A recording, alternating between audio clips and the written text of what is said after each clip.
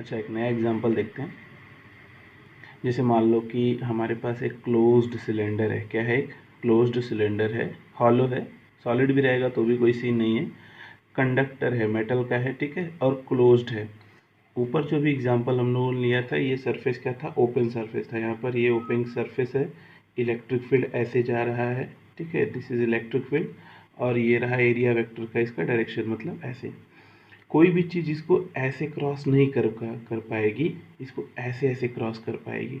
तो अब मेरे को एक बात बताओ, अगर इलेक्ट्रिक फील्ड इधर है, एरिया वेक्टर इधर, तो इनके बीच का एंगल कितना हो गया? 90 डिग्री है ना। इनके बीच का एंगल कितना हो गया? 90 डिग्री। अब अगर बीच का एंगल 90 डिग्री है तो बताओ कि फ्लक्स कितना पास करेगा? ज़ीरो। ये हम लोगों ने देख लिया। अब उसी का एग्जांपल हमने यहाँ पे लिया कि अगर मान लो ये सरफेस ऐसे हुआ और इलेक्ट्रिक फील्ड इसको क्रॉस कर रहा है ऐसे, ऐसे केस में एरिया वेक्टर इलेक्ट्रिक फील्ड के बीच का एंगल 0 डिग्री हुआ, तो उनके बीच का फ्लक्स 0 नहीं है, तब फ्लक्स कितना है? ई डॉट डी ए है, ठीक है। तो ये तो ओपन सरफेस के लिए हो गया। हम डिस्कस करना चाह रहे थे क्लोज सरफेस के लिए, कि क्लोज सरफेस के लिए ये चीज़ें क्या होती हैं। अगर मान लो कि ये इलेक्ट्रिक फील्ड था, एक सिलेंडर हमने लिया, एक कंडक्टिंग सिलेंडर या मेटल सिलेंडर है, हमने एक मेटल सिलेंडर की बात की है। उसमें अगर हमने उस मेटल सिलेंडर को अगर हमने इलेक्ट्रिक फील्ड के बीच में रख दिया, suppose the electric field is like this, ऐसे जा रहा है, यहाँ से पॉजिटिव इधर नेगेटिव, ये ऐसे गया, फिर यहाँ से इधर गया, फिर ये ऐसे गया, यहाँ से इधर निकल गया, ये ऐसे गया, ठीक है। तो देखो, अब इस फ्लक्स के थ्रू हमको क्या निकालना है कि what is the total flux passing through this close cylinder, ठीक। अब ध्यान से देखो तो इस सिलेंडर के टोटल 3 सरफेसेस हैं। कितने? 3। एक ये सर्कुलर प्लेट, ठीक है, जिसका एरिया वेक्टर इधर की तरफ है। दूसरा ये कर्ड सरफेस है ना, ऐसे कर्ड सरफेस होता है ना सिलेंडर को ऐसे वाला, ठीक। तो इसका कर्ड सरफेस पर एक एरिया वेक्टर इधर की तरफ, और तीसरा ये वाला सर्कुलर प्लेट जिसका एरिया वेक्टर इधर की तरफ है।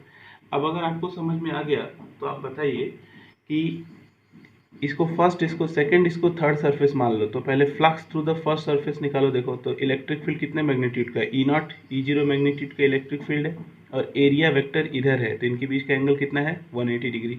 तो फाई वन कितना हो जाएगा? E zero pi R square cos 180 degree. तो कॉस 180 डिग्री -1 होता है, तो आंसर कितना आ जाएगा? Minus E zero pi R square phi one की वजह से। फाई टू निकाल लो, यहाँ पर एरिया वेक्टर ऊपर, इलेक्ट्रिक फील्ड इधर, एंगल बीच का कितना है? 90 डिग्री। तो फाई टू लॉजिकली समझ में आ रहा है 0 हो जाएगा।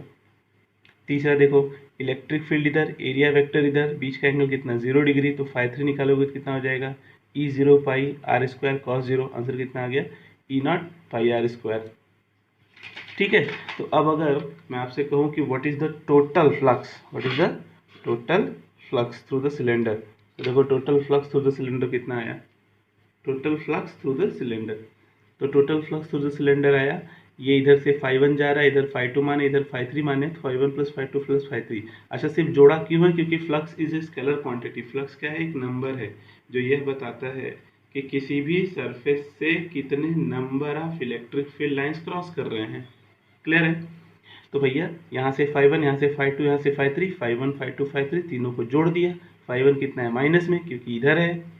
फाई टू किधर है? 0, क्योंकि ऊपर था। अब फाई थ्री ये जोड़ोगे तो टोटल आंसर कितना हो जाएगा? 0। इसका क्या मतलब होता है कि अगर कोई क्लोज्ड सरफेस है और उसको किसी एक्सटर्नल इलेक्ट्रिक फील्ड के बीच में रखा गया है, तो आप खुद बताओ यार, जितना फ्लक्स यहाँ से इंटर करेगा उतना ही फ्लक्स यहाँ से निकल जाएगा। तो इस क्लोज्ड सिलेंडर के अंदर कोई फ्लक्स रहा नहीं, रहा, तो नेट फ्लक्स क्या हो जाएगा? 0। है ना, मेरी बात समझ में आ रही है? इसलिए नोट पॉइंट में देखो, if a closed surface is placed in external electric field, अगर कोई क्लोज सरफेस है वो एक्सटर्नल इलेक्ट्रिक फील्ड के बीच में रखा गया है, then net flux through it, then net flux through it is equals to 0। क्यों? Because amount of flux enters is equals to the amount of flux leave. जितना flux enter करेगा उतना flux क्या करेगा? लीव करेगा। ठीक है, क्लियर हो गई बात? अच्छा, अब देखो इस फार्मूले में दो चीज़ें हैं, एक है इलेक्ट्रिक फील्ड, दूसरा है एरिया वेक्टर। इसमें नोटिस करने वाली बात यह है कि हियर फाई जो होगा वो या तो E perpendicular into area vector, या फिर फाई जो होगा ई इंटू एरिया परपेंडिकुलर। इसका क्या मतलब होता है कि जब भी कभी फ्लक्स जो होगा हम वही फ्लक्स काउंट करेंगे जो एरिया वेक्टर के पैरेलल क्रॉस कर रहा हो। मतलब हमेशा हम क्या लेंगे, या तो perpendicular vector of electric field लेंगे या तो एरिया वेक्टर लेंगे। कब? अगर ये दोनों एक दूसरे से किसी थीटा एंगल पर हैं। समझ में आ रही मेरी बात? क्लियर है? इसका और एप्लीकेशन हम देखेंगे तो और क्लियर होगा। जैसे देखो, अगर हम एक एग्जांपल लेते हैं, ये एग्जांपल है सकता है एनसीईआरटी में भी दिया हो, थोड़ा अच्छा एग्जांपल है। यहाँ पे जो फॉर्मूला देख रहे हो आप, electric field into area vector, देखो ये भी वेक्टर क्वांटिटी, ये भी वेक्टर क्वांटिटी है। अब क्वेश्चन ये उठता है कि इलेक्ट्रिक फील्ड भी वेरी कर सकता है इस फॉर्मूले में और एरिया वेक्टर भी वेरी कर सकता है। अभी तक हम लोगों ने क्या इलेक्ट्रिक फील्ड कांस्टेंट रखा था। जैसे पिछले वाले क्वेश्चन में ही देख लो आप कि हमने सिलेंडर को क्या किया था, एक्सटर्नल इलेक्ट्रिक फील्ड के अंदर रखा था और कांस्टेंट इलेक्ट्रिक फील्ड था। ऐसे केस में हमने निकाला। यहाँ पर वहाँ पर एरिया भी हमने क्या रखा था, कांस्टेंट। सिलेंडर का एरिया फिक्स होता है ना, सरफेस एरिया, वो भी कांस्टेंट रखा था। इस बार हम एक ऐसा एग्जांपल लेते हैं जिसमें इलेक्ट्रिक फील्ड वेरी करेगा। ये देखो इलेक्ट्रिक फील्ड वेरी कर रहा है। यहाँ पर इलेक्ट्रिक फील्ड एक्स आई कैप, मतलब इलेक्ट्रिक फील्ड एक्स डायरेक्शन में दिया हुआ है। तो कह रहा है, क्वेश्चन क्या कह रहा है कि अगर ये एक क्यूब है, ठीक है, एक क्यूब है और कह रहा है कि if the electric field is along X axis is given is, अगर एक्स एक्सिस के अलोंग इलेक्ट्रिक फील्ड कुछ ऐसे वेरी कर रहा है, then find the flux through the surfaces. अलग अलग सरफेस से कितना फ्लक्स पास करेगा वो हमें क्या करना है, कैलकुलेट करना है। ध्यान से देखो, तो ये फील्ड हो गया, ये क्यूब हो गया। एक सरफेस ये हो गया जिसका नाम है जी बी सी डी। एक सरफेस ये लाइन पर है, वाई और जेड प्लेन पर है, A F C, A F E ओ। ठीक है, एक सरफेस ये सामने दिख रहा है, एक सरफेस ये पीछे है, एक सरफेस नीचे और एक सरफेस ऊपर है। याद होगा तो आपको पता है क्यूब में टोटल 6 सरफेस होते हैं। क्यूब में टोटल 6 सरफेस होते हैं। तो देखो ये 1 2 3 4 5 6 सरफेस का नाम मैंने लिखा हुआ है। मैं एक काम करता हूँ, पहले 1 2 सरफेस का मैं खुद सॉल्व करके आपको बता देता हूँ, बाकी आप खुद करिएगा, निकालिएगा। तो जैसे मान लो मुझे मैंने BGDC, मैंने BGDC सरफेस का निकालना चाहते हो, BGDC। ठीक है, BGDC सरफेस का एरिया किधर है, बाहर की तरफ। जब भी क्लोज सरफेस होता है तो क्लोज सरफेस में एरिया वेक्टर किधर की तरफ होता है, हमेशा बाहर की तरफ, अंदर की तरफ नहीं।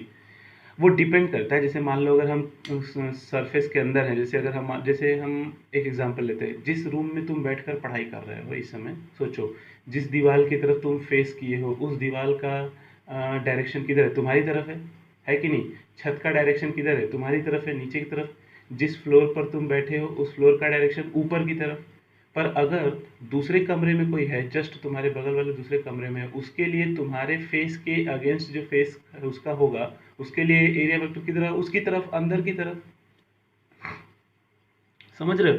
मतलब अगर तुम क्यूब के यहाँ अंदर बैठे हो, ठीक है, यहाँ अंदर बैठे हो, तो यही डायरेक्शन, इस फेस का डायरेक्शन किधर होगा, अंदर की तरफ। पर अगर तुम बाहर बैठे हो तो इस फेस का डायरेक्शन किधर होगा, बाहर की तरफ। क्लियर हो गया? तो इस तरीके से एरिया वेक्टर का डायरेक्शन आता है। तो मैंने क्या किया, BGDC का एरिया वेक्टर का डायरेक्शन ले लिया बाहर की तरफ। ठीक है, क्लियर है? अब एरिया मतलब मैग्नीट्यूड, और वेक्टर का डायरेक्शन किधर है, चूंकि ये आई कैप में रिप्रेजेंट कर रहा है वेक्टर, तो जाएगा ए स्क्वायर आई कैप। अब हमको क्या निकालना है, फ्लक्स निकालना है। तो D phi equals to E dot D A. अब हमारा इलेक्ट्रिक फील्ड वेरिएबल है। इलेक्ट्रिक फील्ड क्या है, वेरिएबल है। क्या है इलेक्ट्रिक फील्ड हमारा, तो हमारा इलेक्ट्रिक फील्ड है ई इक्वल्स टू एक्स आई। तो हम क्या करेंगे, पता करेंगे कि x इज इक्वल्स टू ए। देखो ये एक्स एक्सिस है और एक्स एक्सिस पर ये पॉइंट कितनी दूरी पर है, a। मतलब कह सकते हैं कि ये जो डिस्टेंस है, ये जो डिस्टेंस वो कितनी है, a है। तो हमें पता करना पड़ेगा कि at x is equals to a electric field कितना है। तो x की वैल्यू a पुट कर दो, ए आई कैप हो गया। तो ये क्या बता रहा है कि x is equals to a पर electric field A I cap है। दोनों की वैल्यू वेक्टर के क्वांटिटी के हिसाब से पुट करो यहाँ पे। इलेक्ट्रिक फील्ड है A I cap, area vector A square I cap, A square square A cube I dot I. हमको पता है कि डॉट प्रोडक्ट में सेम वेक्टर आता है तो 1 हो जाता है। तो फ्लक्स कितना आया, ए क्यूब। देखो बात समझ में। सिमिलरली अगर मैं एक और एग्जांपल ले लेता हूँ, A F E O at X is equal to 0। पहले एक्स इज इक्वल टू 0 पे ध्यान से देखो। तो तुम जैसे ही फॉर्मूला लगाओगे इलेक्ट्रिक फील्ड का एक्स आई कैप, उसमें एक्स की वैल्यू 0 पुट करोगे, तुरंत 0 आंसर आ जाएगा। अब जैसे ही आंसर आया तुम फाई वाले फॉर्मूले में पुट करो, फ्लक्स वाले फॉर्मूले में, तुम्हारा टोटल आंसर 0। क्या मीनिंग निकली? इसकी मीनिंग ये निकली कि भाई साहब इलेक्ट्रिक फील्ड जो है वो x बराबर 0 पे स्टार्ट हो रहा है और x is equal to infinity तक जा रहा है, मतलब 0 के इस पार इस तरफ तो फील्ड है ही नहीं। तो जब इस जीरो प्लेन के इस पार फील्ड ही नहीं है तो कितना फ्लक्स अंदर गया? 0। क्लियर हो गई बात? इसका मतलब AFE0 से कोई फ्लक्स अंदर नहीं गया, जबकि इस वाले सरफेस से जब इलेक्ट्रिक फील्ड चालू होता है ओरिजिन से तो सारे के सारे फ्लक्स पास कर रहे हैं।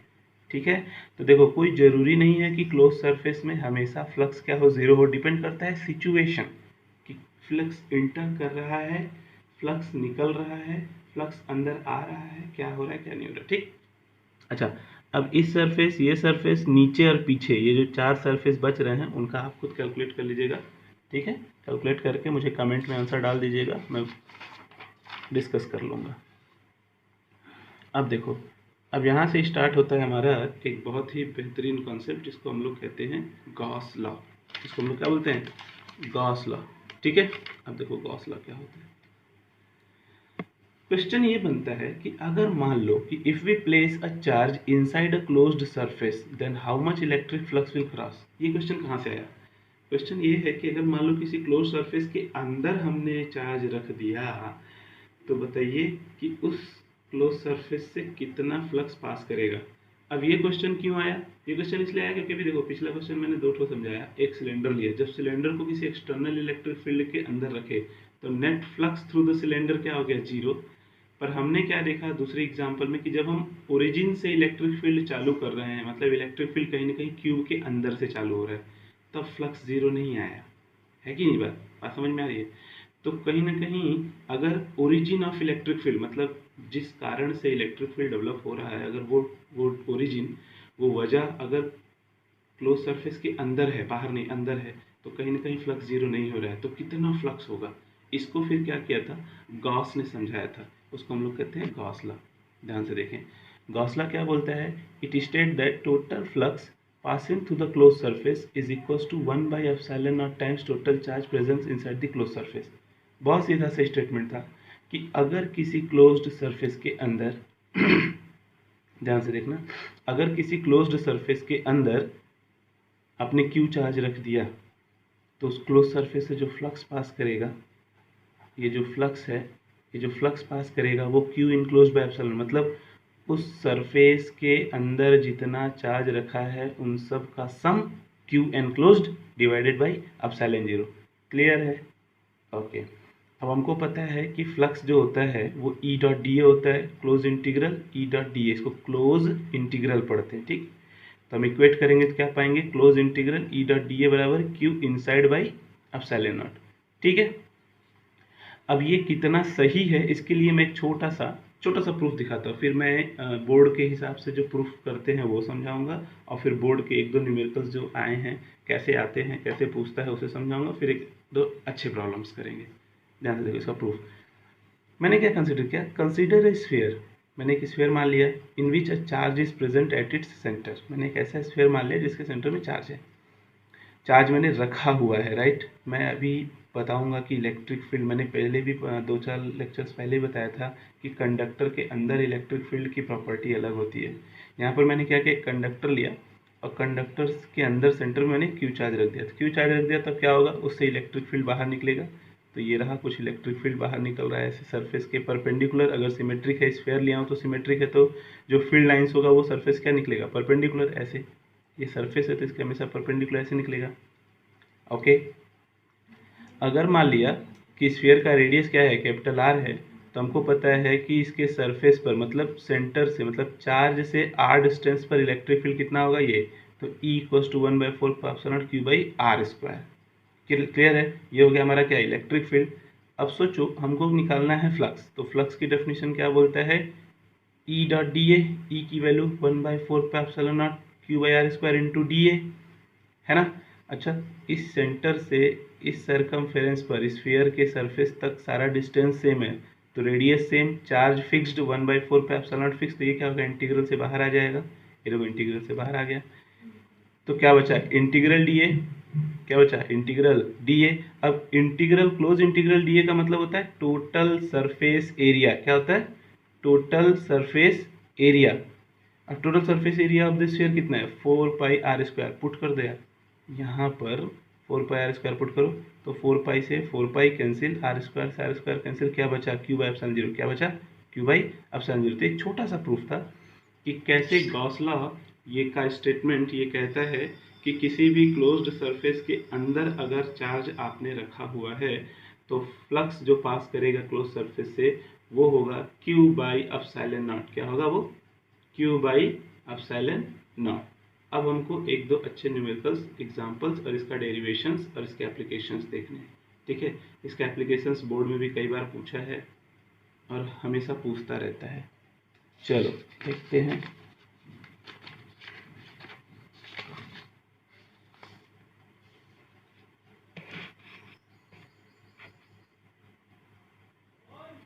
जैसे देखो,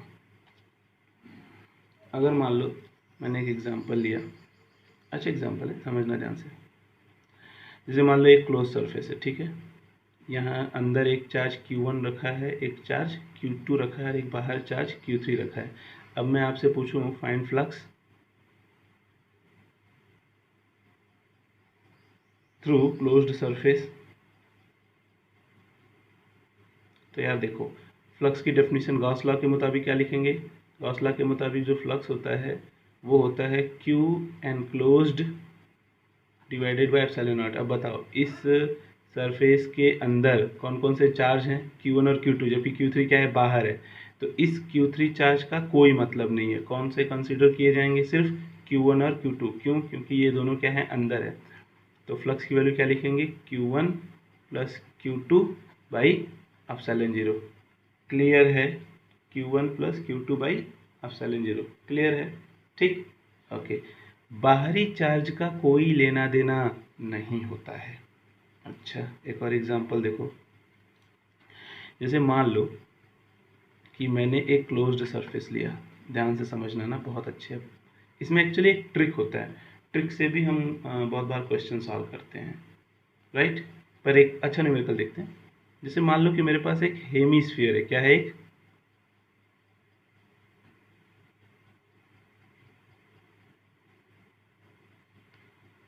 मेरे पास एक हेमीस्फीयर है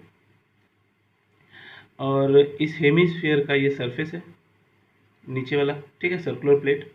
इसका रेडियस क्या है, r है। मान लो कि इस हेमीस्फीयर से इलेक्ट्रिक फील्ड ऐसे एंटर कर रहा है,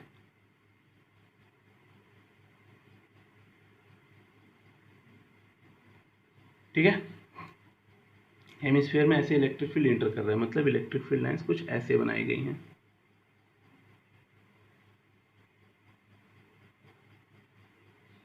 सिमिलरली एक और हेमीस्फीयर ले लेता हूं,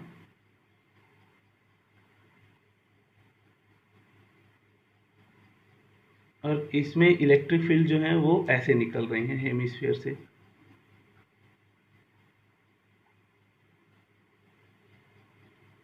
ठीक है, ये दो तरीके के इलेक्ट्रिक फील्ड्स मैंने वेरिएशन दिखाए हैं। इसका भी रेडियस क्या है, r है। आपसे पूछ रहा हूँ कि फ्लक्स कितना पास कर रहा है, इसमें भी और इसमें भी फ्लक्स कितना पास कर रहा है। देखो दोनों सेम कंडीशन, दोनों का सेम है, पर दोनों का आंसर अलग अलग आएगा। क्यों, क्योंकि फिर मैं बता देता हूँ, फ्लक्स की डेफिनेशन क्या होती है, E.A। ठीक है, यहाँ पे एरिया, इलेक्ट्रिक फील्ड फिक्स है, इलेक्ट्रिक फील्ड क्या है, फिक्स्ड है। कांस्टेंट मैग्नीट्यूड के इलेक्ट्रिक फील्ड में हेमीस्फीयर को रखा गया है। हेमीस्फीयर चाहे सॉलिड हो चाहे हॉलो हो, इससे कोई मतलब नहीं है। मेटल का होगा तो इलेक्ट्रिक फील्ड लाइंस उसको पेनिट्रेट नहीं करेगा, यहाँ पर आके एंड होगा और यहाँ से फिर स्टार्ट होगा। यह भी मैं प्रॉपर्टी सिखाऊंगा, तो ध्यान से देखो। यहाँ पर अगर हम पूछे फ्लक्स कितना पास कर रहा है इस कंडीशन में और फ्लक्स कितना पास कर रहा है इस कंडीशन में, ध्यान से देखो, तो ये है एरिया। हमको चेक करना है कि जो इलेक्ट्रिक फील्ड है वो कौन से एरिया से पास कर रहा है। ध्यान से देखो, तो यहाँ पर इलेक्ट्रिक फील्ड सर्कुलर एरिया से पास कर रहा है। किसे पास कर रहा है, सर्कुलर एरिया से। तो यहाँ पर अगर इसका मैग्नीट्यूड E0 है तो क्या लिखेंगे, E0 इंटू सर्कुलर एरिया कितना है, πr²। तो यहाँ पे जो फ्लक्स पास कर रहा है वो कितना है, E0 इंटू πr²। अब ध्यान देखो, ध्यान से देखो, यहाँ पर इस केस में जो फ्लक्स पास कर रहा है वो कर्ड सरफेस से पास कर रहा है। किसे पास कर रहा है, कर्ड सरफेस से। लिख सकते हो कि नोट पॉइंट में क्या लिखोगे कि here electric flux is passing through circular area. और यहाँ पर लिख सकते हो since here flux is passing through curved surface of hemisphere, जिसका सरफेस एरिया कितना होता है 2πr²। टोटल सरफेस कितना होता है 4πr², और हाफ कितना होगा 2πr²। तो यहाँ पर जो फ्लक्स पास करेगा फाई वो कितना होगा E0 इंटू 2πr², मतलब यहाँ पे हो जाएगा 2E0πr²। देखो क्वेश्चन एक है पर दोनों के कॉन्सेप्ट अलग होने की वजह से आंसर क्या आ रहे हैं अलग अलग। तो हमें बस यही याद रखना है कि फ्लक्स जो है वो कौन से एरिया से पास कर रहा है ये डिसाइडेड करना है, मतलब इफेक्टिव एरिया क्या है, फ्लक्स के पास करने का इफेक्टिव एरिया क्या है। ठीक है, मैंने भी एक ट्रिक की चर्चा की, जैसे ट्रिक से भी यहाँ पर कई सारे क्वेश्चन सॉल्व किए जाते हैं। तो जैसे मान लो कि आपसे ऐसे पूछा जाए, एस सी वर्मा का एक बहुत अच्छा प्रॉब्लम है, ध्यान समझना। एक उन्होंने हाफ सिलेंडर लिया है, क्या लिया है उन्होंने half cylinder.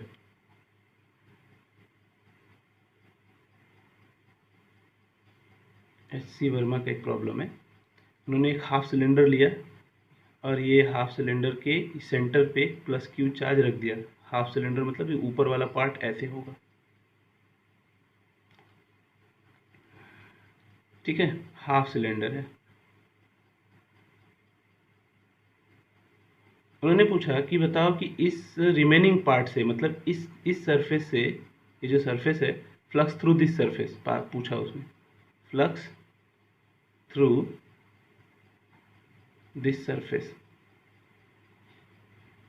Flux through this surface. अब सोचो जरा, अगर ये सरफेस, अब इसमें ट्रिक क्या है, इसका सॉल्यूशन कैसे निकालेंगे, ध्यान से देखना। ट्रिक ये है, अगर ये टोटल सरफेस होता, अगर ये टोटल सरफेस होता, ठीक है, if we assume the cylinder is complete and it is closed, अगर हम ये माने कि सिलेंडर क्या हो, कंप्लीट हो और क्लोज हो, ऐसे केस में देन टोटल फ्लक्स जो पास करता है अकॉर्डिंग टू गॉस लॉ वो कितना हो जाएगा Q/ε0। टोटल जो फ्लक्स पास करेगा वो क्या होगा Q/ε0। पर हमारे केस में but we have half cylinder, हमारे केस में क्या है हाफ सिलेंडर है, देयरफॉर तो जो फ्लक्स जाएगा वो भी कितना जाएगा, टोटल फ्लक्स का आधा, तो हाफ टाइम्स Q/ε0। बात समझ में आ रही है। तो जो फ्लक्स जाएगा वो क्या जाएगा, हाफ टाइम Q/ε0। ठीक है, ये हाफ वाला कॉन्सेप्ट समझ में आया। मतलब क्या करना है, जब भी कभी हमको आधा सरफेस दिख जाए तो हम क्या करेंगे, उसको पूरा कंप्लीट कर लेंगे, सिमेट्रिक बनाकर पूरा कंप्लीट कर लेंगे। कंप्लीट करने के बाद देखेंगे कि पूरे सरफेस से कितना फ्लक्स पास कर रहा है। अगर पूरे सरफेस से फ्लक्स पता चल जाए तो हाफ सरफेस से या 1/3 सरफेस से या 1/4 सरफेस से जो भी है पता चल जाएगा, बिल्कुल पता चल जाएगा। अब देखो एक और एग्जांपल, जैसे मान लो मैंने तुमको एक कोन दिया, क्या दिया है, कोन दिया, सपोज दिस इज कोन, ये मैंने कोन दिया, कोन के यहाँ पर मैंने क्यू चार्ज रखा है और मैं आपसे पूछूं फाइंड फ्लक्स, ये जो मैंने डैश लाइन बनाई है, ये जो डैश लाइन बनाई है इस डैश लाइन से कितना पास कर रहा है, फ्लक्स थ्रू कर्व्ड सरफेस। तो फिर वही सॉल्यूशन,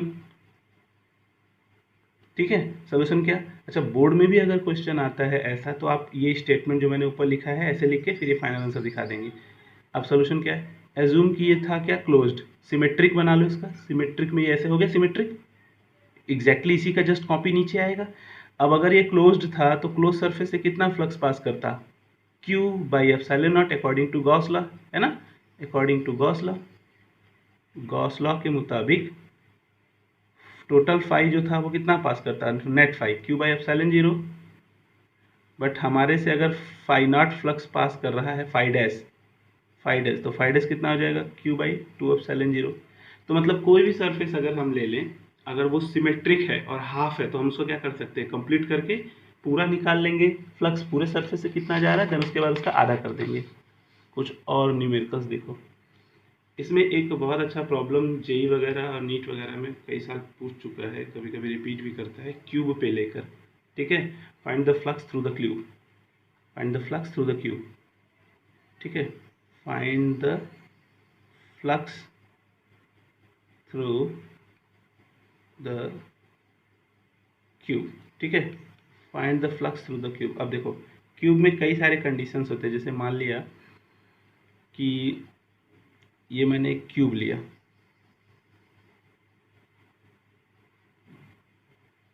ये मैंने क्या लिया, एक क्यूब लिया, समझना। अब क्यूब के सेंटर पे मैंने क्यू चार्ज रख दिया। Consider a charge q is placed, consider a charge q is placed at center of a cube. Find flux, पहला, through one of its face, दूसरा, through one of its corner, जिसको edge बोलते हैं, corner बोलो। ठीक है, तीसरा, through one of its edge, through one of its edge. इसके अलावा और भी है, जैसे मान लो कि थ्रू थ्री फेसेस, तीन फेस से कितना पास करा। बहुत सारे इसमें न्यूमेरिकल्स बनाए जा सकते हैं। देखो सबका आंसर कैसे निकालेंगे, बहुत आसान है। अब इस क्लोज्ड सरफेस, क्यूब क्या हो गया, क्लोज्ड हो गया, क्लोज सरफेस हो गया, तो फ्लक्स, इससे जो फ्लक्स निकलेगा वो ऐसे ऐसे ऐसे, इधर इधर इधर इधर इधर इधर, हर डायरेक्शन में से फ्लक्स निकलेगा। इससे नीचे सरफेस से भी फ्लक्स ऐसे निकलेगा। तो अगर सॉल्यूशन निकालें हम तो क्या लिखेंगे, हम निकालेंगे कि flux through the close surface, है ना, flux through the total surface, total पूरे सरफेस से फ्लक्स कितना पास करेगा, वो होगा Q बाई एप्सिलॉन जीरो। ठीक, अब ध्यान से देखो, टोटल सरफेस का मतलब, टोटल सरफेस का मतलब 6 टाइम वन फेस। बोलो टोटल कितने फेस होते हैं, क्यूब में 6 फेसेस होते हैं। जिस कमरे में तुम बैठे हुए उस कमरे का टोटल फेस कितना है, कितने दीवार उसमें हैं, छत और ज़मीन को लेकर 6 दिख रहे हैं, 1 2 3 4, छत और ज़मीन 5 6। ठीक है, अब 6 फेस से टोटल सरफेस से कितना पास कर रहा है, टोटल सरफेस से जो फ्लक्स पास कर रहा है वो है Q बाई एप्सिलॉन जीरो। तो बताओ वन फेस से कितना पास करेगा, Q by 6 time epsilon not, है ना, flux through one face. Clear हो गई बात, ट्रिक समझ में आया। हाँ, अब सोचो मैं आपसे पूछूं कि 3 फेस से कितना पास, 3 फेस से, 3 फेस से कितना पास करेगा, तो क्या करोगे, 3 into Q by 6 time epsilon zero. एक फेस से इतना पास कर रहा है, एक फेस से कितना पास कर रहा है, क्यू बाई एप्सिलॉन जीरो। तो 3 फेस से कितना पड़ेगा, 3 से मल्टीप्लाई करो तो कितना आंसर आ गया, क्यू बाई 2 एप्सिलॉन जीरो। आई बात समझ में, क्लियर हो गया। अच्छा, कॉर्नर्स खोजो। जो क्यूब होता है, क्यूब हैज़ कितने कॉर्नर होते हैं, गिनो कॉर्नर, 1 2 3 4 5 6 7 8, 8 ही कॉर्नर है। तो इसका मतलब cube has 8 corner, total 8 corner होते हैं। तो 8 इंटू 1 कॉर्नर मिला दिया, अगर एक कॉर्नर मल्टीप्लाई बाई 8 तो टोटल 8 कॉर्नर हो गए। 8 कॉर्नर का मतलब पूरा क्यूब कवर हो गया। पूरे क्यूब में से कितना पास करता है, क्यू बाई एप्सिलॉन जीरो। तो एक कॉर्नर से कितना पास करेगा, Q by 8 times epsilon zero. आई बात समझ में, फ्लक्स थ्रू वन कॉर्नर। अच्छा एज बात करो, एज क्यूब में कितने एज होते हैं, बनाओ क्यूब, क्यूब को बना के देखो, तुमको खुद समझ में आएगा कितने एज होते हैं एक क्यूब में। देखो 1 2 3 4, ठीक है, 5 6 7 8, ठीक है, 9 10 11 12, टोटल कितनी एज हैं, 12 एज हैं। ध्यान से देखो तो 12 गुणे 1 एज से मिलाकर जो फ्लक्स पास कर रहा है वो कितना है, क्यू बाई एप्सिलॉन जीरो। भाई 12 एज ले लोगे तो पूरा क्यूब ही तो कवर कर लिए ना, तो 12 एजेस से कितना पास कर रहा है, क्यू बाई एप्सिलॉन जीरो, तो 1 एज से कितना पास कर रहा है, Q by 12 times epsilon zero. अब तुमसे एक एज पूछे, 2 3 4 5, जितने एज पूछे उतने से मल्टीप्लाई कर लोगे। आई बात समझ में। तो इस तरीके से हम न्यूमेरिकल्स देखते हैं ट्रिक के हेल्प से, ट्रिक के हेल्प से, ठीक है। एक थोड़ा सा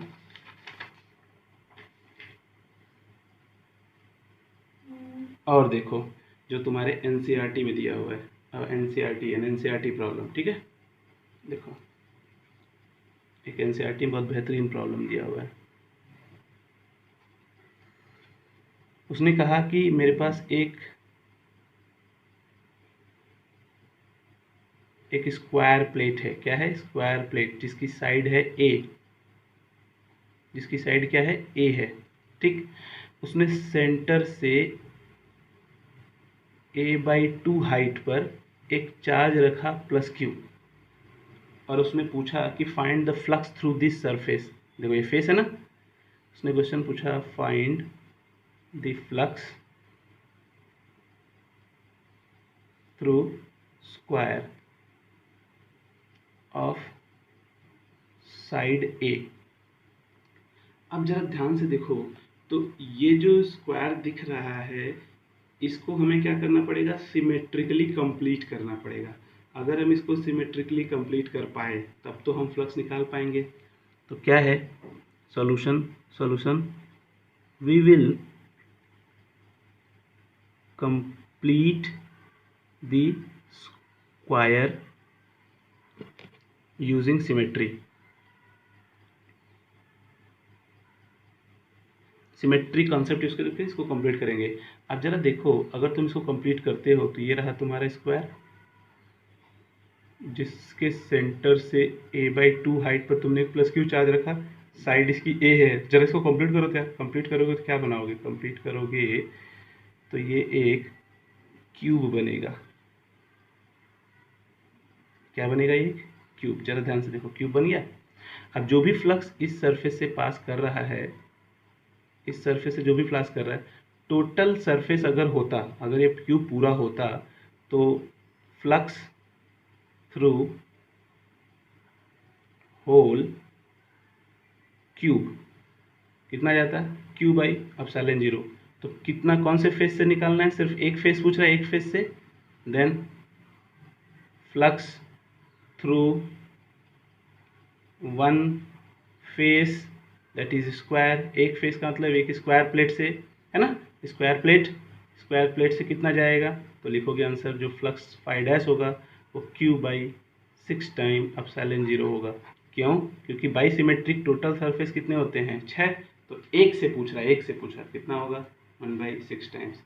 क्लियर हो गई बात। तो इस तरीके से हम लोग क्या करते हैं, फ्लक्स निकालते हैं, flux through the one of the face, कि एक फेस से कितना फ्लक्स पास कर रहा है, ठीक है। और कोई दिक्कत, समझ में आ रही बात, ओके। अब ध्यान से देखो ना, मान लो कि मैंने आपसे एक और एग्जांपल दिया, ऐसे ये रहा क्यूब, ये रहा हेमिस्फीयर, ठीक है। इलेक्ट्रिक फील्ड ऐसे जा रही है,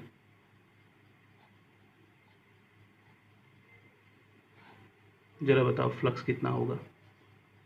अब तुम खुद सोचो यार, फील्ड लाइंस बाहर हैं, अगर यहाँ पर तुम एक इमेजिनरी सरफेस ऐसे मानो इसके अंदर, तो सर्कुलर इमेजिनरी सरफेस मानोगे, और तुम क्या बोलोगे कि सर इस सर्कुलर इमेजिनरी सरफेस से जितना जा रहा है उतना निकल जा रहा है, इसमें से जितना इंटर कर रहा है उतना ही निकल जा रहा है, तो सर टोटल फ्लक्स यहाँ पे क्या आ जाएगा, 0, because no one electric field lines is crossing the surface of hemisphere. Hemisphere के सरफेस से कोई क्रॉस नहीं कर रहा है, इस वजह से फ्लक्स यहाँ पर क्या आ जाएगा, 0। तो इतना कॉन्सेप्ट समझ में आ गया होगा कि फ्लक्स जो है, अगर सरफेस, क्लोज सरफेस के अंदर इलेक्ट्रिक फील्ड का फ्लक्स का ओरिजिन है तो पास करेगा फ्लक्स, और अगर बाहर है तो फ्लक्स पास नहीं करेगा। ठीक है, क्योंकि गॉसला ने ये कहा था कि flux through the close surface is equal to Q by epsilon naught, और अगर हमने भी देखा था कि अगर क्लोज सरफेस के बाहर इलेक्ट्रिक फील्ड है तो फ्लक्स की वैल्यू क्या है, 0। इन सारे डिस्कशन के बाद एक बात समझ में आ रही है कि हमें कहीं ना कहीं सिमेट्रिक सरफेस लेना आसान होता है ना। तो यहाँ पर हम लोग क्या करते हैं, एक सिमेट्रिक सरफेस का कॉन्सेप्ट लाते हैं। उस सिमेट्रिक सरफेस का नाम है गॉसियन सरफेस। क्या नाम है, Gaussian surface. Gaussian surface, actually Gauss ने क्या देखा कि उसका जो एप्लीकेशन है सिमेट्रिक सरफेस के लिए इजी है। अगर कोई सिमेट्रिक सरफेस ले लेते हैं हम तो गॉस लॉ इजीली अप्लाई किया जा सकता है। इस वजह से गॉस ने क्या किया, गॉसियन सरफेस का कॉन्सेप्ट लाया। गॉसियन सरफेस होता क्या है, तो it is an imaginary surface. It is an imaginary surface. ध्यान से समझना, ये एक इमेजिनरी सरफेस, कोई भी रियलिटी इसकी नहीं है, जस्ट एक इमेजिनरी सरफेस है, इमेजिनरी सरफेस। ठीक है, and we use it for the symmetric surface. We use it for symmetry, हम इसको सिमेट्रिकली यूज करते हैं। ठीक है, कि सिमेट्रिक क्या कॉन्सेप्ट है, ध्यान से समझो। जैसे मान लो मैंने एज्यूम किया पॉइंट चार्ज। क्या एज्यूम किया, पॉइंट चार्ज। तो अगर मान लो मैंने एक पॉइंट चार्ज लिया है, तो देखो यार, पॉइंट चार्ज से इलेक्ट्रिक फील्ड लाइंस ऐसे निकलेंगे, पॉइंट चार्ज से इलेक्ट्रिक फील्ड लाइंस ऐसे निकलेंगे। अब तुम बताओ कि अगर मैं इस पॉइंट चार्ज के चारों तरफ एक सरफेस बनाना चाहूँ, ठीक है, तो कैसा सरफेस आएगा। 3 डायमेंशन में सोचो, 3 डायमेंशन में इलेक्ट्रिक फील्ड किसी पॉइंट चार्ज से बाहर निकल रहा है, सीधी सी बात है, स्फेरिकल सरफेस आएगा। तो यहाँ पर जो गॉसियन सरफेस आता है वो कैसा बनता है, स्फेरिकल नेचर का। ठीक है, तो इसको हम लोग बोलते हैं spherical Gaussian surface, spherical Gaussian surface. तो अगर पॉइंट चार्ज हुआ तो गॉसियन सरफेस कैसा होगा, स्फेरिकल होगा। ठीक है, दूसरा ध्यान से देखो, अगर मान लो प्लेन शीट है, क्या है, प्लेन चार्ज्ड शीट। ठीक है, अगर मान लो मेरे पास एक चार्ज शीट है, जैसे मान लो कि कोई भी रैंडम सरफेस ले लेता हूँ ऐसे। ठीक है, ये सरफेस है और इसके ऊपर चार्ज ऐसे डिस्ट्रीब्यूटेड है। अब इस केस में गॉसियन सरफेस कैसा होगा, तो ध्यान से देखो, इससे तुम गॉसियन सरफेस सिमेट्रिकली बना सकते हो। छोटा सा सरफेस अगर इस पर तुम ध्यान से देखो तो क्लोज्ड सरफेस बनाना है, तो सबसे पहले एक काम करो, इस पर एक छोटा सा स्क्वायर या रेक्टेंगल कुछ भी बनाओ। अब इस रेक्टेंगल को कंप्लीट करने के लिए तुम इसको ऐसे ड्रॉ करो।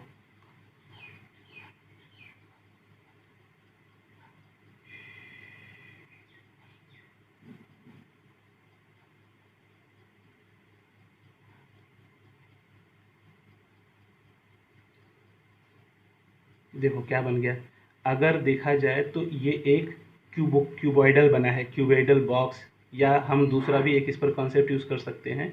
दूसरा कॉन्सेप्ट ये है कि अगर मान लो यही एक सरफेस है, अगर मान लो यही एक सरफेस है जिस पे पॉजिटिव चार्ज ऐसे रखा हुआ है, ठीक है, तो we can assume a Gaussian cylinder, cylindrical surface भी हम इस पर एज्यूम कर सकते हैं। ठीक है, तो देखो इस सरफेस के अंदर जो भी चार्जेस हैं वो क्या हो गए, इस गॉस इमेजिनरी गॉसियन सरफेस के अंदर आ गए। ठीक है, तो कुछ जगहों पर अगर प्लेन शीट या प्लेट होता है चार्ज्ड प्लेन शीट, तो कुछ कहते हैं कि क्यूबॉइडल ले लो। ठीक है, क्यूबिकल ले लो, क्यूबॉइडल ले लो। ठीक है, और कुछ लोग कहते हैं सिलेंडर ले लो। तो दोनों क्लोज सरफेस है, दोनों इसके लिए एज्यूम किया जा सकता है। ठीक है, अच्छा, मोस्टली ये नहीं यूज़ करते, ज़्यादातर हम यही यूज़ करते हैं। तीसरा एक आता है जिसके लिए हम सिलेंडर यूज़ करते हैं, जैसे मान लो लाइन चार्ज है। क्या है, लाइन चार्ज। अगर मान लो कहीं पर लाइन चार्ज डिस्ट्रीब्यूशन, जैसे किसी लाइन के ऊपर, किसी वायर के ऊपर चार्ज डिस्ट्रीब्यूटेड है, तो सिमेट्रिकली बताओ इसके लिए कैसा imaginary surface Gaussian surface assume किया जा सकता है। तो इसके लिए एक सिलेंड्रिकल गॉसियन सरफेस एज्यूम किया जा सकता है, क्योंकि देखो ऐसे ऐसे इलेक्ट्रिक फील्ड लाइन्स होंगे।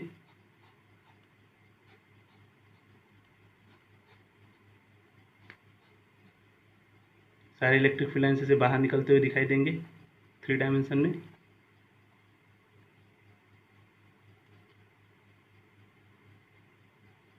ठीक है, तो इस तरीके से क्या होगा, सिलेंड्रिकल गॉसियन सरफेस।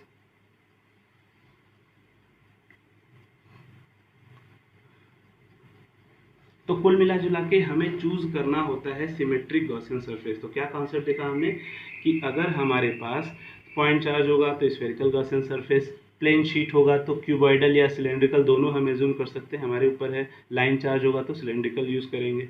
ठीक है, तो इस तरीके से 3 टाइप के गॉसियन सरफेस हम यूज करते हैं। क्लियर? अब देखो गॉसियन सरफेस यूज करने के बाद इसका एप्लीकेशन क्या है। अगर हम ध्यान से देखें तो हमसे पूछा जाता है find out the electric field due to a linear charge density, या find out the electric field due to charged solid sphere, या चार्ज्ड हॉलो स्फीयर, या चार्ज्ड मेटालिक स्फीयर, या चार्ज्ड नॉन कंडक्टिंग, या इंसुलेटर है non conducting sphere. इन सब के questions आते हैं। तो सबसे पहला जो क्वेश्चन बनता है हमारे एनसीईआरटी के भी मुताबिक, इलेक्ट्रिक फील्ड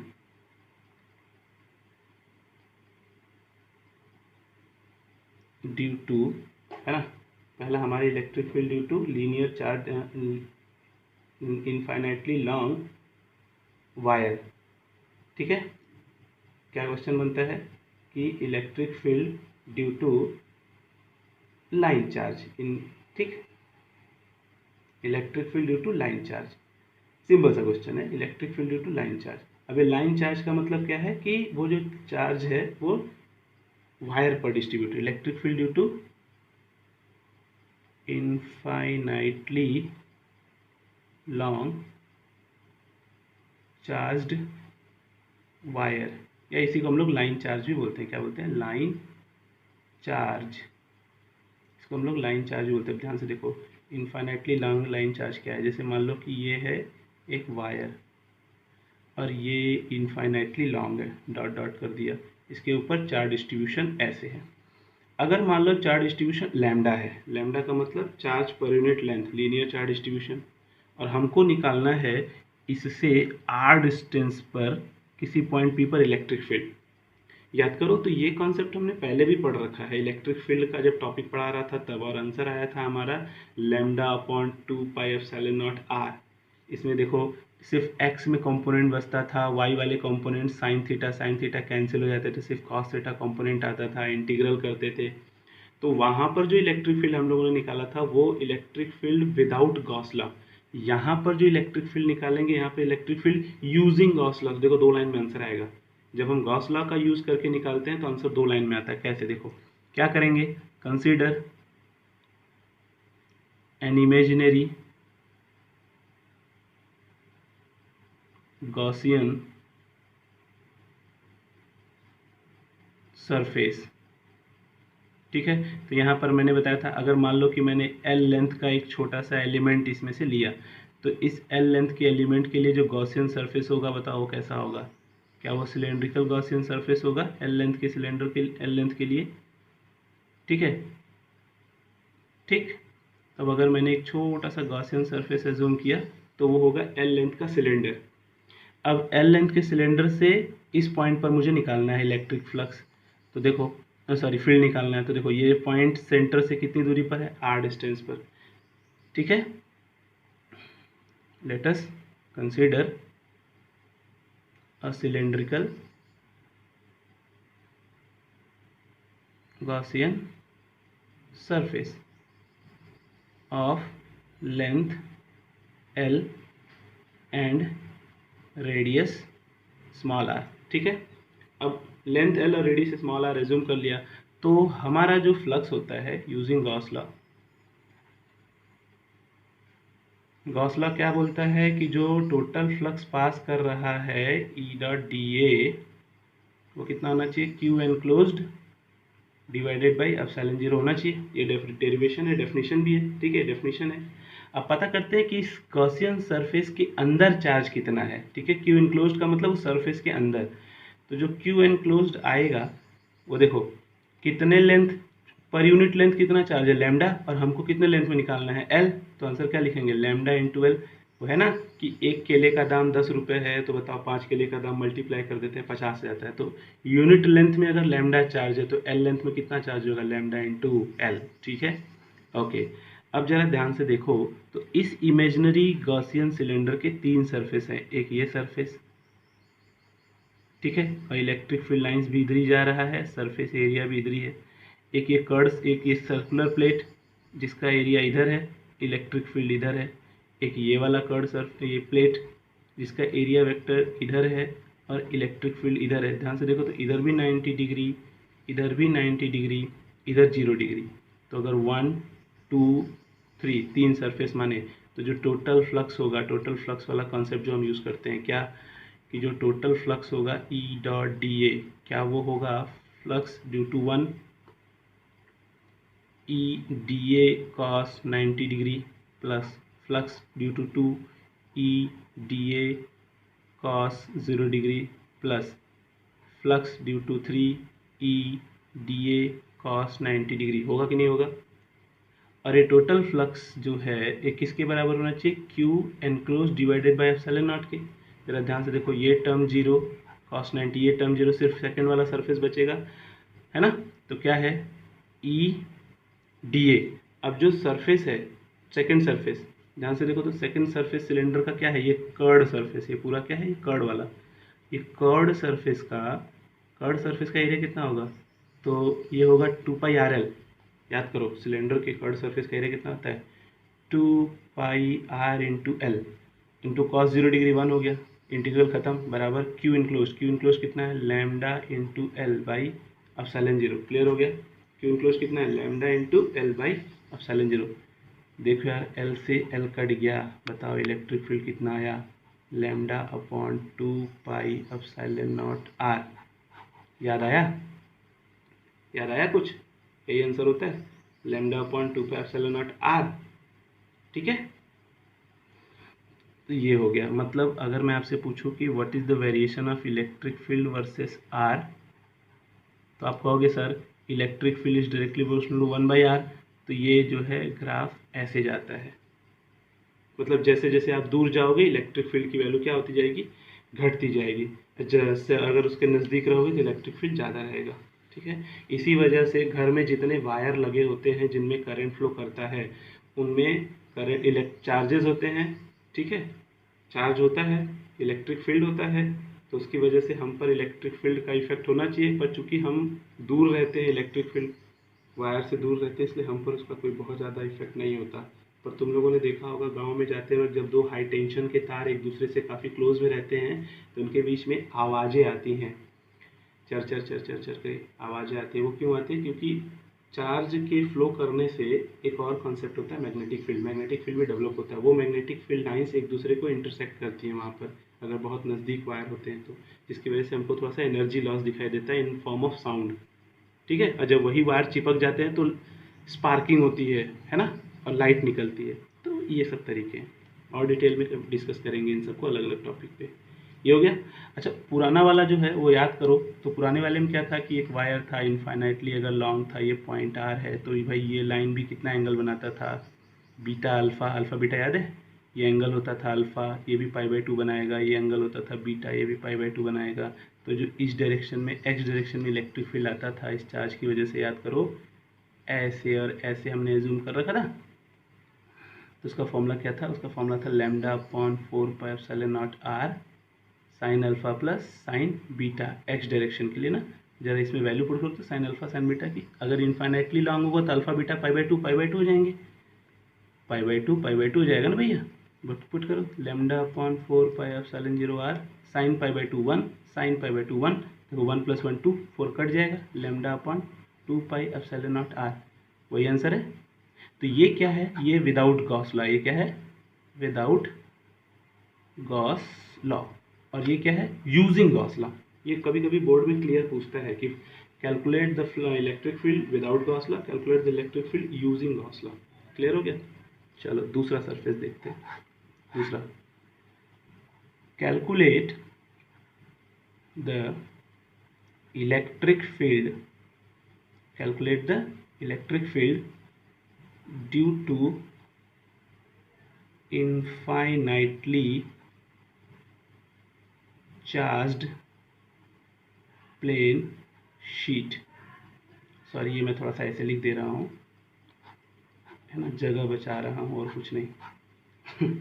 बट चलो, हमको क्या, हमको कॉन्सेप्ट समझना है, कॉन्सेप्ट समझ में आ गया तो अच्छी बात है। अब हमने क्या लिया है, एक इनफाइनाइटली चार्ज्ड प्लेन शीट लिया है। देखो यार, चार्ज्ड प्लेन शीट कितना इनफाइनाइटली होगा, देखो ये एक प्लेन शीट ऐसे, एक ऐसे प्लेन शीट एज्यूम किया जा सकता है जो इनफाइनाइटली लॉन्ग हो, इसके ऊपर चार्ज ऐसे डिस्ट्रीब्यूटेड हो, ठीक है। अब मान लिया कि चार्ज डेंसिटीज पर कितनी है, सिग्मा, सरफेस है तो सरफेस चार्ज डेंसिटी मतलब यूनिट एरिया में कितना चार्ज होगा, सिग्मा। चूंकि एरिया इनफाइनाइट है इसलिए हमको क्यू चार्ज नहीं दिया जा सकता, हम हमेशा चार्ज डेंसिटी लेंगे। चार्ज डेंसिटी से भी बेनिफिट भी होगा, आगे बताऊंगा, ठीक है। मान लो कि अब आपसे कहा जा रहा है कि इससे आर डिस्टेंस पर बताइए इलेक्ट्रिक फील्ड कितना होगा। तो हमको पता है कि ऐसे केस में अगर हम गॉसियन सरफेस एज्यूम करें तो क्यूबॉइडल गॉसियन सरफेस एज्यूम करते हैं, तो मान लिया कि इस पर एक छोटा सा सरफेस एरिया एज्यूम कर लिया, ठीक है, और क्यूबॉइडल शेप बनाएंगे तो वो क्यूबॉइडल शेप कुछ ऐसा बन के निकलेगा। अच्छा, सिर्फ यही तो नहीं है, अंदर भी होगा, पीछे साइड भी होगा, बैक साइड इसका जो क्यूबॉइडल शेप होगा वो कुछ ऐसा होगा। ये रहा इसका कंप्लीट क्यूबॉइडल शेप। अब देखो, ये जो तुमने चार्ज एज्यूम किया है यहाँ पर छोटा सा, ये छोटा सा जो चार्ज यहाँ पर तुमने एज्यूम किया है, ये चार्ज अब इस क्यूबॉइडल शेप के अंदर आ रहा है, तो हम आराम से यूज़ कर सकते हैं। क्या करेंगे, देखो मान लिया कि इस प्लेट का एरिया है ए, ये जो प्लेट है, ये जो छोटा सा एलिमेंट यूज़ किया है हमने, इसका एरिया कितना है ए, ठीक है। तो consider a small area on infinitely, adjust हो जाए भाई, इनफाइनाइटली, ठीक है, प्लेन शीट, ठीक, ऑफ एरिया ए। एक छोटा सा small area on infinitely plane sheet of area A zoom कर लिया। Then total, then charge enclosed, enclose charge Q enclosed कितना हो जाएगा, तो charge density into area. Clear है, ठीक है। अब जरा ध्यान से देखो, तो close integral E dot D ए, टोटल फ्लक्स कितना होगा, Q enclosed divided by epsilon not. जरा ध्यान से देखो तो यार, इलेक्ट्रिक फील्ड इधर होगा, इस सरफेस के लिए इलेक्ट्रिक फील्ड इधर होगा और एरिया वेक्टर इधर होगा, है ना, और इस सरफेस के लिए एरिया वेक्टर इधर होगा, एरिया वेक्टर और इलेक्ट्रिक फील्ड वेक्टर इधर होगा। बताओ इस सरफेस से कोई फ्लक्स पास करेगा, नहीं, क्योंकि फील्ड इधर है। इस सरफेस से कोई पास करेगा, नहीं। तो जितने भी रिमेनिंग सरफेसेस हैं उनसे कोई भी फ्लक्स पास नहीं करेगा, सिर्फ क्यों, क्योंकि 90 डिग्री बना रहा है ना। देखो भाई, इधर एरिया वेक्टर इधर, फील्ड इधर, 90 डिग्री हो जाएगा, इधर भी एरिया वेक्टर बाहर की तरफ, फील्ड इधर। तो वी कैन से दैट, हम लिख सकते हैं here we see that flux is, एक ये सरफेस है, ध्यान से देखना, एक ये सरफेस है और एक ये सरफेस है। क्लियर आ रही बात। यहाँ पर भी देखो, इलेक्ट्रिक फील्ड और एरिया वेक्टर एक ही डायरेक्शन में पीछे की तरफ, यहाँ पर भी इलेक्ट्रिक फील्ड और एरिया वेक्टर एक ही डायरेक्शन में आगे की तरफ। तो क्या मैं लिख सकता हूँ ई ए cos 0 डिग्री प्लस ई, इसको मान लेते हैं फर्स्ट सरफेस, इसको मान लेते हैं फर्स्ट सरफेस, इसको मान लेते हैं सरफेस सेकंड सरफेस। तो first surface plus second surface, बाकी सबसे जीरो है, ई ए cos 0 डिग्री बराबर क्यू इनक्लोज कितना है, sigma into A by epsilon 0। देखो भाई, ये दोनों चीज़ें सेम है, जोड़ो तो 2 ई ए बराबर sigma into A by epsilon 0। ध्यान से देखो तो ए से ए कट गया, तो आंसर कितना आया, फिर देखो तुम्हें आंसर मिल जाएगा ई बराबर सिग्मा बाई 2 एप्सिलॉन 0। बोलो समझ में आया। हाँ, इसको और थोड़ा सा मैं इलेबोरेट करता हूँ तो समझ में आ जाएगा। देखो,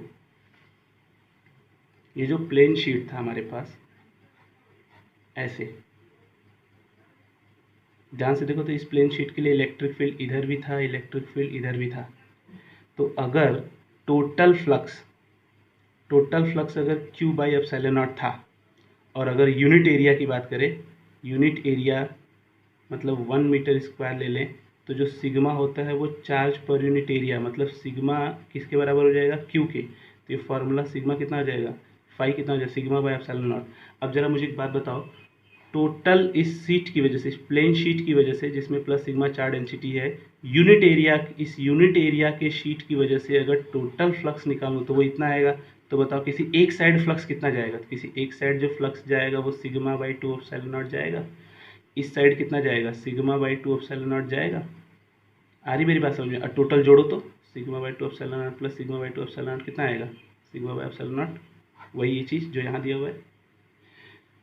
तो तुम खुद भी सोच लो कि अगर तुम एक सीट मानते हो, जैसे ये मेरा हाथ है, ठीक है, मैं कैसे समझाऊँ, कोई भी एक शीट देख लो, किसी भी एक शीट की वजह से तुम एक अपना जो जिस कॉपी पे तुम स्टडी कर रहे हो उस कॉपी को ही ले लो। उस कॉपी में जो तुमने शीट अज्यूम किया है, उस शीट की वजह से अगर तुमसे कोई पूछे कि फ्लक्स कितना पास कर रहा है किसी एक साइड में, जैसे मैं दिखाता हूँ,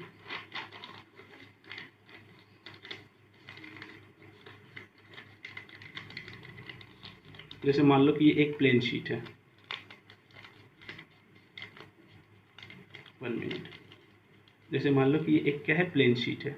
इस प्लेन शीट के, ध्यान से देखो, तो इस प्लेन शीट के इस साइड भी इलेक्ट्रिक फील्ड होगा, इस साइड भी इलेक्ट्रिक फील्ड होगा और इस साइड भी इलेक्ट्रिक फील्ड होगा। तो सिंगल साइड इलेक्ट्रिक फील्ड कितना होगा, सिग्मा बाई 2 एप्सिलॉन नॉट, और इस साइड इलेक्ट्रिक फील्ड कितना होगा, सिग्मा बाई 2 एप्सिलॉन नॉट। इस प्लेन शीट की वजह से, इस प्लेन शीट की वजह से टोटल इलेक्ट्रिक फील्ड कितना होगा, सिग्मा बाई एप्सिलॉन नॉट। जोड़ दोगे तो क्लियर हो गई बात। तो ये होगा प्लेन शीट। अब हम देखेंगे इलेक्ट्रिक फील्ड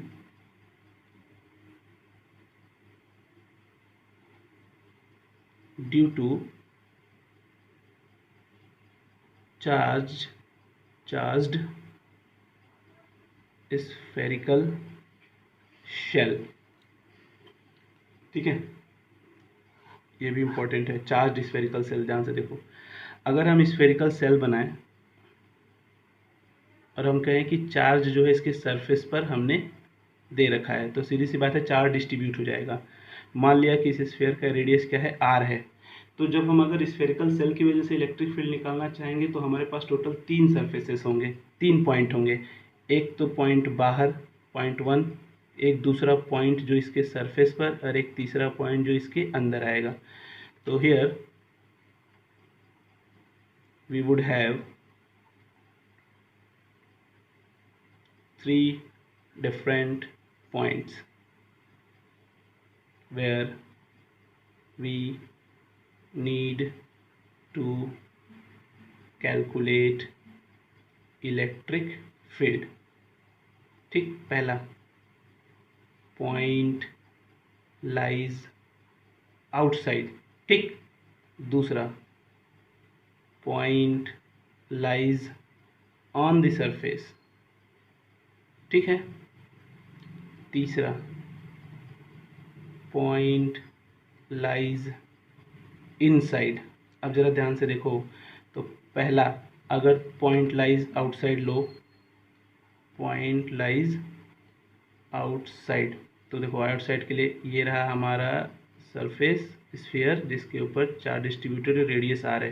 पॉइंट बाहर होगा तो मुझे क्या करना पड़ेगा, गॉसियन सरफेस अज्यूम करना पड़ेगा, और ये रहा हमारा गॉसियन सरफेस। चार्ज डिस्ट्रीब्यूशन के हिसाब से गॉसियन सरफेस बताओ कैसा होगा, spherical Gaussian surface, spherical Gaussian surface GS. अब जरा बताओ तो, यहाँ पर एक छोटा सा अगर एरिया पैच एज्यूम करते हो तो इस पॉजिटिव चार्ज की वजह से जो इलेक्ट्रिक फील्ड होगा वो इधर, और एरिया वेक्टर भी इधर ही होगा, तो इनके बीच का थीटा कितना होगा, 0। तो कैसे सॉल्व करेंगे, तो यूजिंग गॉस लॉ, देखो ध्यान से, गॉस लॉ यूज़ करोगे तो लिखोगे close integral E dot D A बराबर Q enclosed divided by epsilon not. इस पूरा इस गॉसियन सरफेस के अंदर कितना चार्ज है, क्यू चार्ज है, तो लिखोगे ई क्लोज इंटीग्रल डी ए बराबर Q by epsilon not.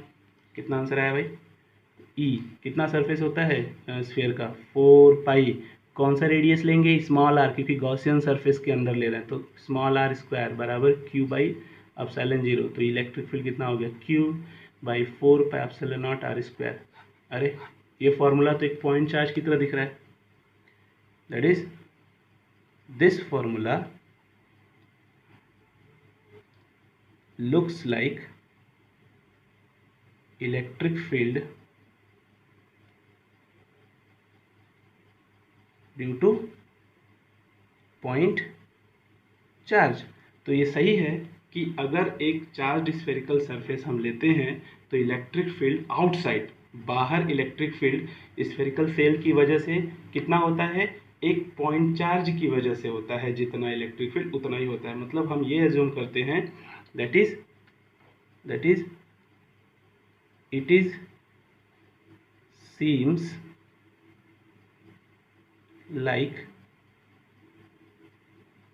whole charges are assumed to be concentrate at center of sphere।